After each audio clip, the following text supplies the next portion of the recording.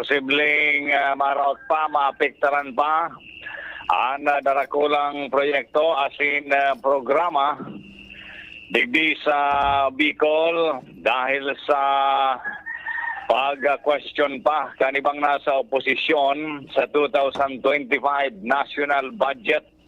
Putok mo niyan sa mga bareta nasyonal ang pag-question kan national budget na gusto ipadeklara pa na unconstitutional sa Supreme Court dahil daw sa mga diferensyang nahiling kanibang nasa oposisyon.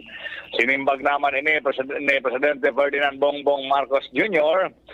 na pamumulitika sana kana mga kontra sa iyang administrasyon ng agenda kana siring na isyu digdi sa Bicol kadakol ang mga darakulang proyekto asin programa na mahali ang budget. Tuloy-tuloy ang mga baretang mainit, mga tugang sa morning hirit.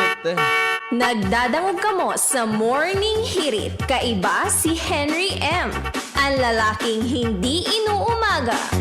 Karen Ala, nasa linya. Good morning, Karen. Thank you so much, VP. Good morning sa mga paraan tabay. Mismong ang gobyerno provincial kan Albay ang tuminaunang obheto na bago ang eleksyon sa Mayo, mag-operate na lamang ang sarong building sa Josefina Belmonte Duran Albay Provincial Hospital o JVDAP sa Tuburan, Ligao. Naganong ano ito? Anto darin naganag Karen? Nagtaong ano?